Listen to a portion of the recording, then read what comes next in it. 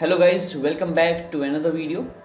और इस वीडियो में हम लोग ये पर्टिकुलर प्रोग्रामिंग प्रॉब्लम डिस्कस करेंगे। तो ये कह रहा print all prime numbers between 100 and 500। तो पहले कुछ एग्जांपल ले लेते हैं, जैसे 5। तो 5 एक प्राइम नंबर है।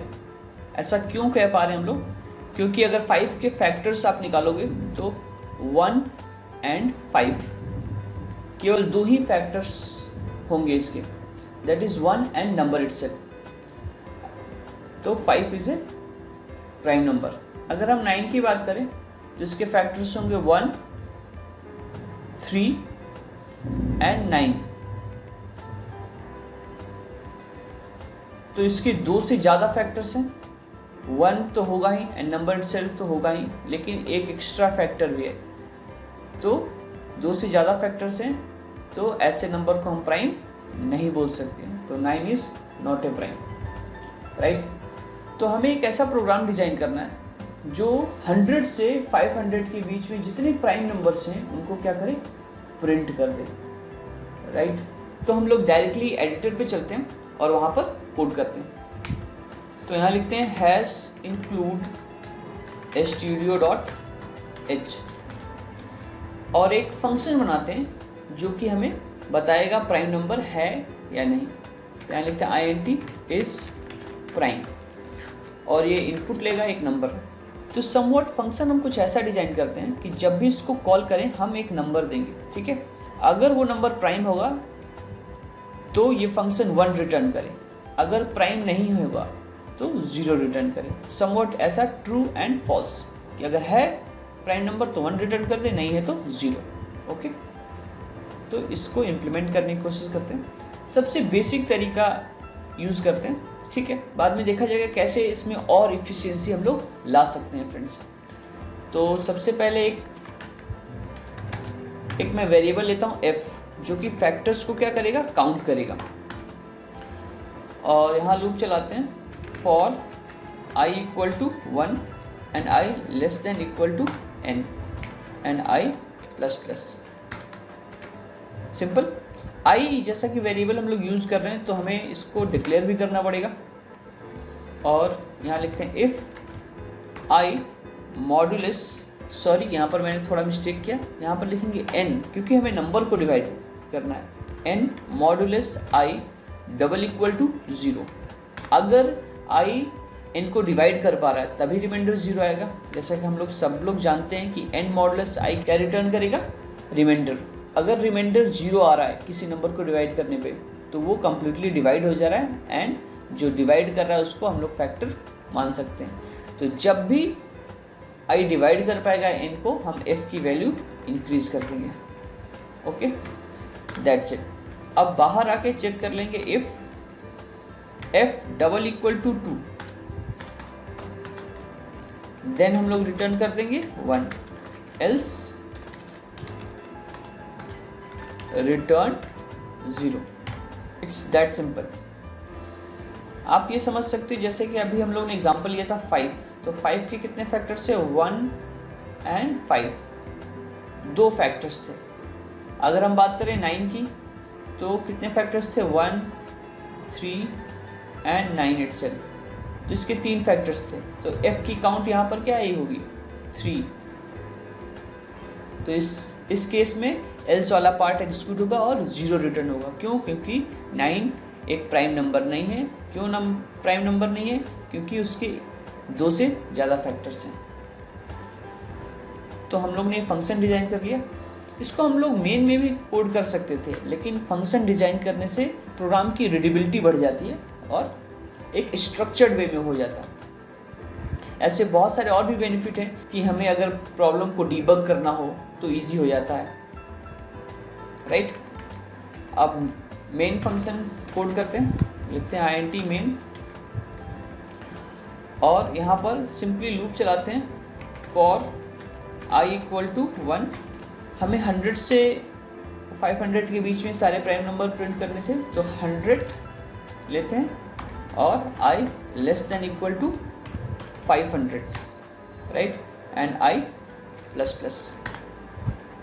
i हम लोग यूज़ कर रहे हैं तो i को डिक्लेयर भी करना पड़ेगा। तो int i ले लेते हैं और यहाँ लिखते हैं इफ,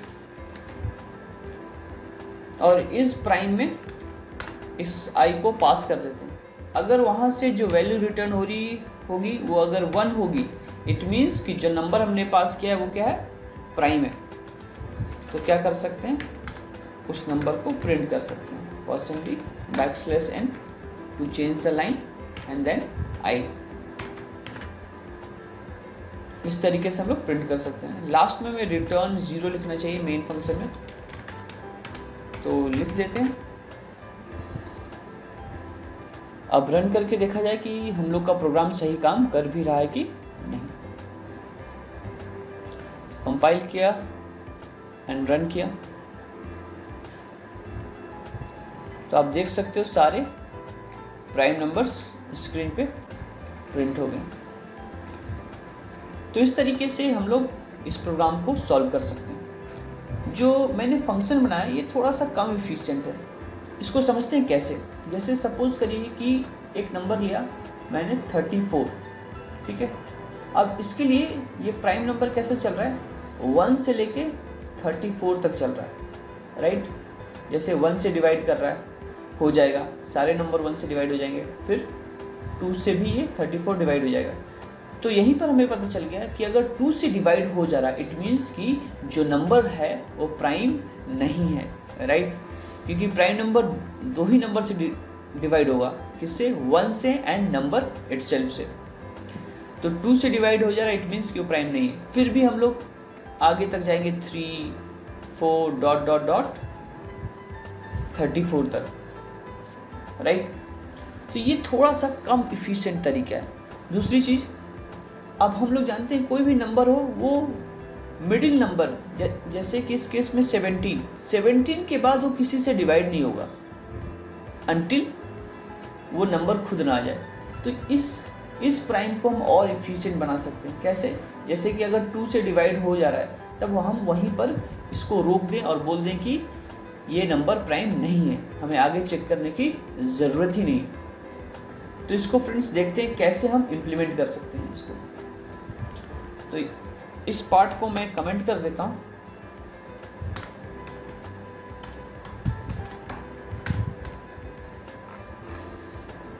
अभी इसको रन करेंगे तो नहीं चलेगा, देखिए एरर आ जा रहा है, बोल रहा है कि इस prime was not declared in the scope. Obvious सी बात है, इस प्राइम नाम का कोई फंक्शन ही नहीं। तो यहाँ लिखते हैं int is prime int n, और यहाँ पर i लेते हैं लूप के लिए एंड एक फ्लैग लेते हैं। फ्लैग बेसिकली इंडिकेट करेगा कि नंबर प्राइम है कि नहीं, और फ्लैग को लेते हैं 1। मतलब सबसे पहले हम लोग मान लेते हैं कि नंबर प्राइम है, ठीक है। कब तक, जब तक कि वो डिवाइड ना हो जाए। और यहाँ लेते हैं i डिवाइडेड बाई 2। यहाँ पर 1 नहीं लेंगे क्योंकि 1 से तो नंबर डिवाइड होगा ही। तो 2 से i less then n by 2, ठीक है।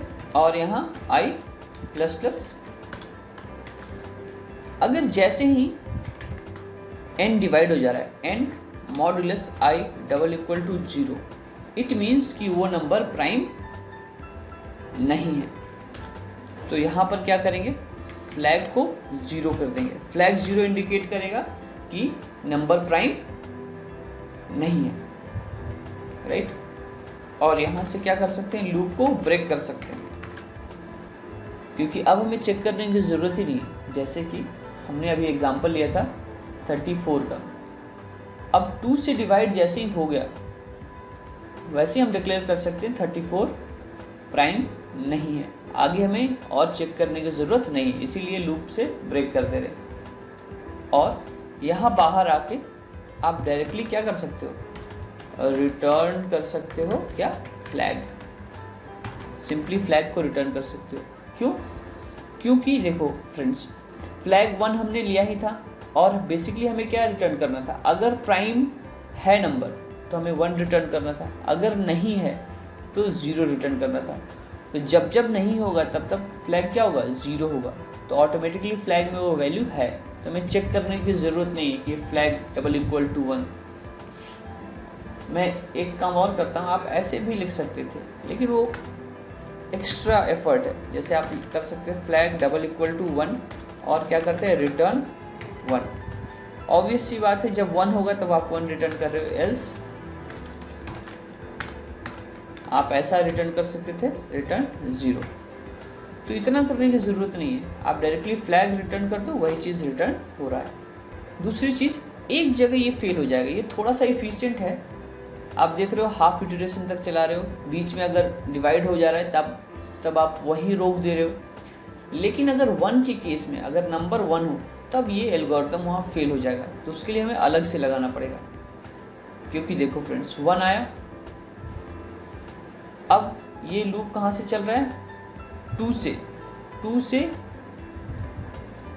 n/2। तो 1 को अगर डिवाइड करेंगे 2 से तो क्या आएगा 0, तो I लेस देन 0, तो 2 0 से छोटा नहीं है, तो ये कंडीशन फॉल्स जाएगी तो डायरेक्ट यहाँ आ जाएगा।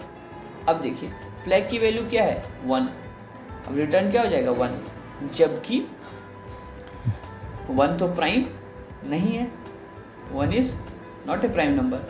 तो यहाँ पर हमें इस केस को अलग से हैंडल करना पड़ेगा।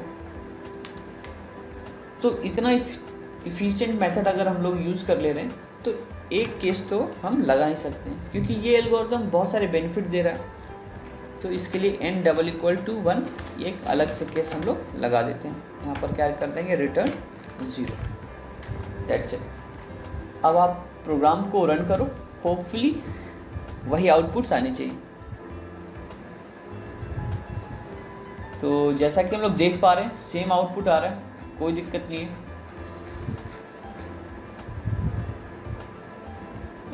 ये तरीका हो सकता है जिसके थ्रू हम लोग ये प्रॉब्लम सॉल्व कर सकते हैं।